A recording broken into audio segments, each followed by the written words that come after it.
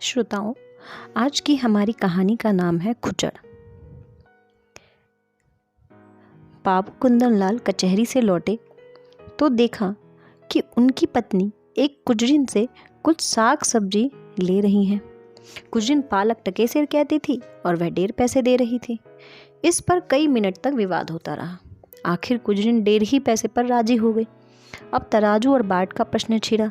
दोनों पल्ले बराबर न थे। एक में पसंगा था, बाट भी पूरे न उतरते थे। पड़ोसिन के घर से सेर आया। साग तुल जाने के बाद अब खाते का प्रश्न उठा। पत्नी जी और मांगती थी। कुजरीन कहती थी, अब क्या सेर 2 सेर खाते में ही ले लोगी बहू जी। खैर आधा घंटे में वह सौदा पूरा हुआ और कुजरीन फिर कभी न आने की धमकी देकर विदा हुई। कुंदनलाल खड़े खड़े यह तमाशा देखते रहे। कुजरीन के जाने के बाद पत्नी जी लोटे का पानी लेके आई तो आपने कहा, आज तो तुमने जरा सा साग लेने में पूरे आधा घंटे लगा दिए।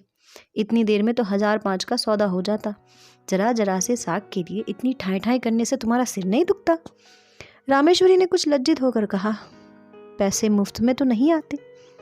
यह ठीक है, लेकिन समय का भी कुछ मूल्य है। इतनी देर में तुमने बड़ी मुश्किल से 1 ढेले की बचत की। कुजरीन ने भी दिल में कहा होगा, कहाँ की गवारिन है, अब शायद भूल कर भी इधर ना आए।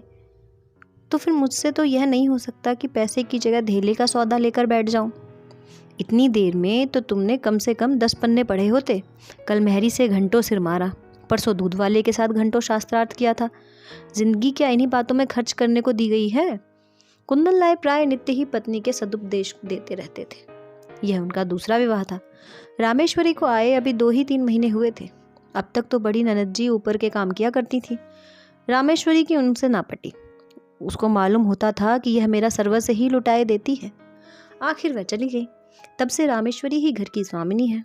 वह बहुत चाहती है कि पति को प्रसन्न रखे।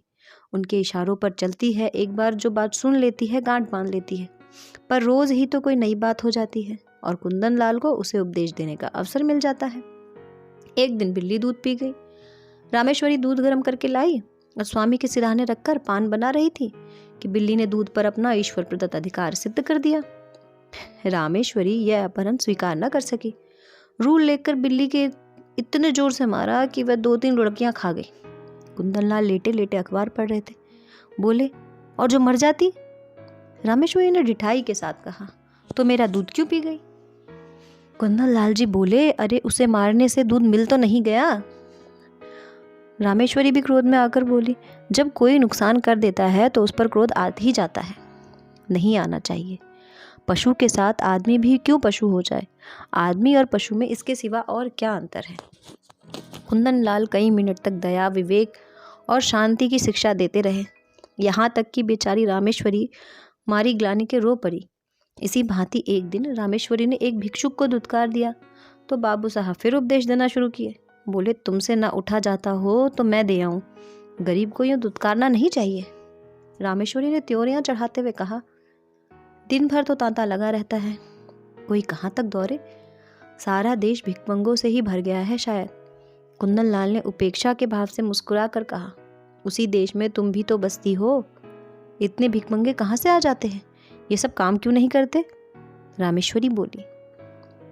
कुंदनलाल ने कहा, कोई आदमी इतना नीच नहीं होता जो काम मिलने पर भी भीख मांगे। हाँ, अपंग हो तो दूसरी बात है। अपंगों का भीख के सिवा और कोई क्या सहारा हो सकता है। रामेश्वरी ने कहा, सरकार इनके लिए अनाथालय क्यों नहीं खुलवाती? कुंदनलाल ने जवाब दिया, जब स्वराज्य हो जाएगा तब शायद खुल जाए। अभी तो आशा नहीं है, मगर स्वराज्य भी धर्म से ही आएगा। रामेश्वरी का जवाब आया, लाखों साधु सन्यासी पंडे पुजारी मुफ्त का माल उड़ाते हैं। क्या इतना धर्म काफी नहीं है? अगर इस धर्म से स्वराज्य मिलता तो कब का मिल चुका होता। कुंदनलाल जी ने कहा, इसी धर्म का प्रसाद है कि हिंदू जाति अभी तक जीवित है, नहीं कब की रसातल पहुंच चुकी होती। रोम, यूनान, ईरान, सीरिया, किसी का अब निशान भी नहीं है। यह हिंदू जाति है जो अभी तक समय के क्रूर आघातों का सामना करती चली जाती है। रामेश्वरी ने कहा कि आप समझते होंगे हिंदू जाति जीवित है। मैं तो उसे उसी दिन से मरा हुआ समझती हूँ जिस दिन से वह अधीन हो गई। जीवन स्वाधीनता का नाम है, गुलामी तो मौत है। कुंदनलाल ने युवती को चकित नेत्रों से देखा। ऐसे विद्रोही विचार उसमें कहाँ से आए? देखने में तो बिल्कुल भोली थी। समझे कहीं सुन सुना लिया होगा। कठोर होकर बोले, क्या व्यर्थ का विवाद करती हो? लजाती तो नहीं हो, ऊपर से और बकबक करती हो। रामेश्वरी यह फटकार खाकर चुप हो गई। एक क्षण वहां खड़ी रही, फिर धीरे धीरे कमरे में से चली गई। एक दिन कुंदन लाल ने कई मित्रों को दावत दी। रामेश्वरी सवेरे से रसोई में घुसी तो शाम तक सिर न उठा सकी। उसे यह बेकार बुरी मालूम हो रही थी। अगर दोस्तों की दावत करनी थी तो खाना बनवाने का कोई प्रबंध क्यों नहीं किया? सारा बोझ उसी के सिर पर क्यों डाल दिया? उसे एक बार पूछ लिया होता कि दावत करूं या ना करूं, होता तब भी यही जो अब हो रहा था। वह दावत के प्रस्ताव का बड़ी खुशी से अनुमोदन करती। तब वह समझती दावत मैं कर रही हूँ। अब वह समझ रही थी कि मुझसे बेगार ली जा रही है। खैर, भोजन तैयार हुआ। लोगों ने भोजन किया और चले गए, मगर मुंशी जी मुंह फुलाए बैठे हुए थे। रामेश्वरी ने कहा, तुम क्यों नहीं खा लेते? क्या अभी सवेरा है? बाबू साहब ने आंखें फाड़ कर कहा, क्या खा लूं? यह खाना है या बैलों की सानी? रामेश्वरी के सिर से पांव तक आग लग गई। सारा दिन चूल्हे के सामने जली, उसका यह पुरस्कार? बोली, मुझसे जैसा हो सका बनाया। जो बात अपने बस की नहीं उसके लिए क्या करती? पूरियां सब सेवर हैं, होंगी। कचौड़ी में इतना नमक था कि किसी ने छुआ तक नहीं होगा। हलवा अच्छी तरह से भुना नहीं। कचाइयाँ आ रही थी, आती होंगी। शोरबा इतना पतला था जैसे चाय होगा। स्त्री का पहला धर्म यह है कि वह रसोई के काम में चतुर हो। फिर तो उपदेशों का तार बंधा। यहाँ तक कि रामेश्वरी उबकर चली गई। 5-6 महीने गुजर गए। एक दिन कुंदन लाल के एक दूर के संबंधी उनसे मिलने आए। रामेश्वरी को जो ही उनकी खबर मिली, जनपान के लिए मिठाई भेजी और मेहरी से कहला भेजा, आज का भोजन यहीं कीजिएगा। जब महाशय फूले न समाये, बोरिया बंदा लेकर पहुंच गए और डेरा डाल दिया। 1 हफ्ता गुजर गया, आप टलने का नाम ही नहीं लेते। आओ भगत में कोई कमी होती तो शायद उन्हें कोई चिंता होती, पर रामेश्वरी उनके सेवा सत्कार में जी जान से लगी हुई थी। फिर वह भला क्यों हटने लगे? एक दिन कुंदन लाल ने कहा, तुमने यह बुरा रोग पाला है। रामेश्वरी ने चौंक कर पूछा, कैसा रोग? इन्हें टहला क्यों नहीं देती? रामेश्वरी ने कहा, मेरा क्या बिगाड़ते हैं? कम से कम रोज 10 की चपत दे रहे हैं, और अगर यही खातिरदारी रही तो शायद जीते जी टलेंगे भी नहीं। रामेश्वरी बोली, मुझसे तो यह नहीं हो सकता। कोई 2-4 दिन के लिए आ जाए तो उसके सिर हो जाऊं, जब तक उनकी इच्छा हो रहे। कुंदन लाल बोले, ऐसे मुफ्त खोरों का सत्कार करना पाप है। अगर तुमने इतना सिर पर ना चढ़ाया होता तो अब तक यह लंबा हुआ होता। जब दिन में 3 बार भोजन और 50 बार पान मिलता है तो उसे कुत्ते ने काटा है जो अपने घर जाए। रोटी का चोर बनना तो अच्छा नहीं है ना? रामेश्वरी बोली, कुपात्र और सुपात्र का विचार तो कर लेना चाहिए। ऐसे आलसियों को खिलाना पिलाना वास्तव में उन्हें जहर देना है। जहर से तो केवल प्राण निकल जाते हैं। यह खातिरदारी तो आत्मा का सर्वनाश कर देती है।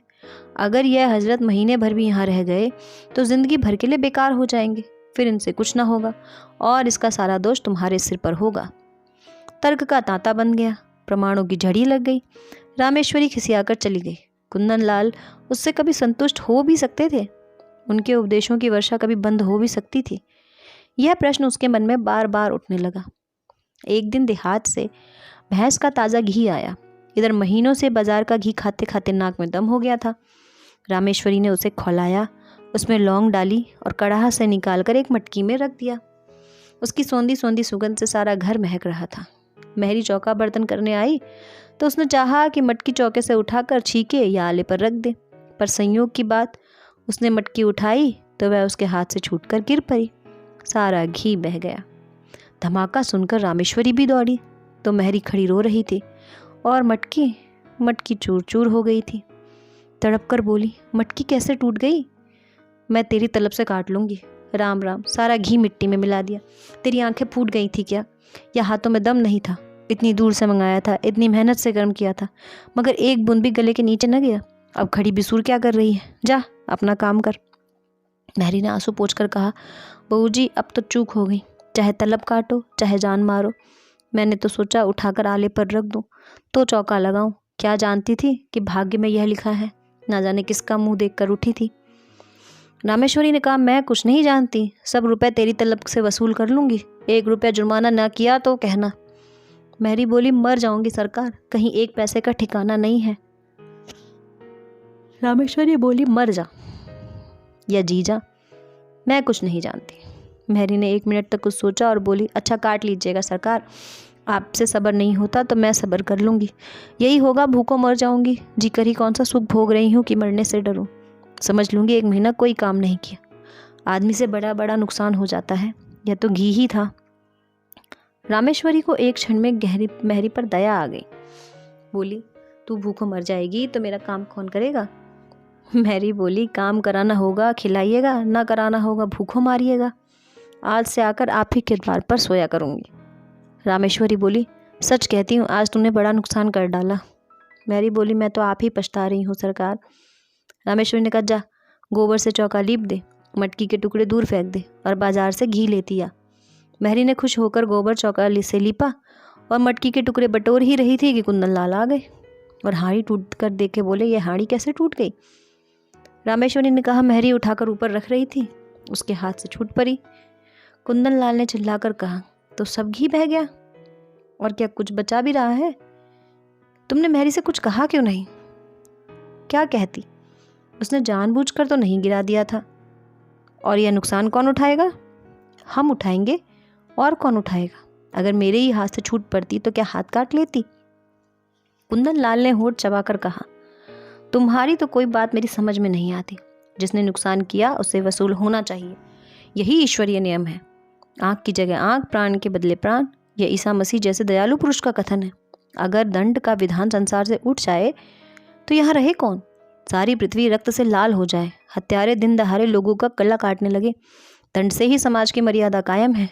जिस दिन दंड ना रहेगा संसार ना रहेगा। मनु आदि स्मृतिकार बेवकूफ़ नहीं थे कि दंड न्याय को इतना महत्व दे गए, और किसी विचार से नहीं तो मर्यादा की रक्षा के लिए दंड देना अवश्य था। यह रुपए महिरे को देने पड़ेंगे, उसकी मजदूरी काटनी पड़ेगी, नहीं तो आज उसने घी का घड़ा लुढ़का दिया है, कल कोई और नुकसान कर देगी। रामेश्वरी ने डरते डरते कहा, मैंने तो उसे क्षमा कर दिया। कुंदन लाल ने आंखें निकाल कर कहा, लेकिन मैंने क्षमा नहीं किया। मेहरी बेचारी द्वार पर खड़ी खड़ी यह विवाद सुन रही थी। जब उसने देखा कि कुंदन लाल का क्रोध बढ़ता जाता है और मेरे कारण रामेश्वरी को घुड़कियां सुननी पड़ रही है, तो वह सामने जाकर बोली, बाबूजी, अब तो कसूर हो गया, अब सब रुपए मेरी तलब से काट लीजिए। रुपए नहीं है, नहीं तो अभी लाकर आपके हाथ पर रख देती। रामेश्वरी ने उसे घुड़क कर कहा, जा भाग यहाँ से, तू क्या करने आई, बड़ी रुपए वाली बनी है। कुंदन लाल ने पत्नी की ओर कठोर नेत्रों से देखकर कहा, तुम क्यों उसकी वकालत कर रही हो? यह मोटी सी बात है, और इसे एक बच्चा भी समझता है कि जो नुकसान करता है उसे उसका दंड भोगना पड़ता है। मैं क्यों 5 रुपए का नुकसान उठाऊं बेवजह? क्यों नहीं इससे मटके को संभाल कर पकड़ा? क्यों इतनी जल्दीबाजी की? क्यों तुम्हें बुलाकर मदद नहीं ली? यह साफ इसकी लापरवाही है। यह कहते हुए कुंदन लाल बाहर चले गए। रामेश्वरी इस अपमान से आहत हो उठी। डांटना ही था तो कमरे में बुलाकर एकांत में डांटते। मेहरी के सामने उसे रुई की तरह धुन डाला। उसकी समझ में ही ना आता था ये किस स्वभाव के आदमी है। आज एक बात कहते हैं, कल उसी को काटते हैं, जैसे कोई झक्की आदमी हो। कहाँ तो दया और उदारता के अवतार बनते थे, कहाँ आज 5 रुपए के लिए प्राण देने लगे हैं। बड़ा मज़ा आ जाए कल मेहरी बैठ रहे, कभी तो इनके मुख से प्रसन्नता का एक शब्द निकला होता। अब मुझे भी अपना स्वभाव बदलना पड़ेगा। यह सब मेरे सीधे होने का फल है।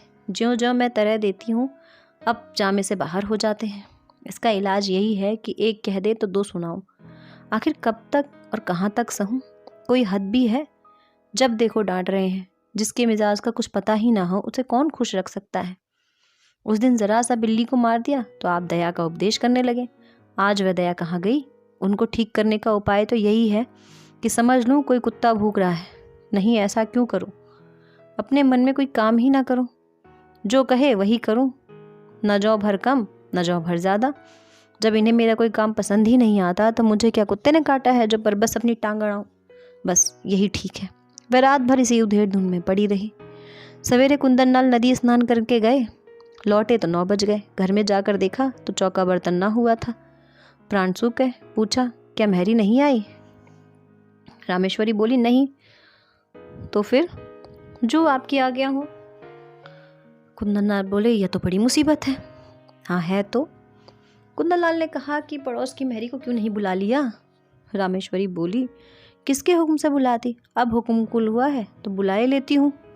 कुंदन लाल बोले, अब बुलाओगी तो खाना कब बनेगा? 9 बज गए हैं। इतना तो तुम्हें अपनी अकल से काम लेना चाहिए था कि मेहरी नहीं आई तो पड़ोस वाली को बुला लें। रामेश्वरी बोली, अगर उस वक्त सरकार पूछते कि दूसरी मेहरी क्यों बुलाई तो क्या जवाब देती? अपनी अकल से काम लेना छोड़ दिया है अब मैंने, तुम्हारी अकल से ही काम लूंगी। मैं ये नहीं चाहती कि कोई मुझे आंखें दिखाए। अच्छा, तो इस वक्त क्या होगा? रामेश्वरी बोली, जो हुजूर का हुक्म हो। कुंदन लाल ने कहा, तुम मुझे बनाती हो? रामेश्वरी बोली, मेरी इतनी मजाल, मैं आपको बनाऊं? मैं तो हुजूर की लौंडी हूँ, जो कहिए वो करूं। कुंदन लाल बोले, मैं तो जाता हूँ, तुम्हारा जो जी चाहे वो करो, जाइए। मेरा जी कुछ ना चाहेगा और ना कुछ करूँगी। आखिर तुम खाओगी क्या? जो आप दे देंगे वही खा लूँगी। लाओ बाजार से पूड़ियाँ ला दूँ।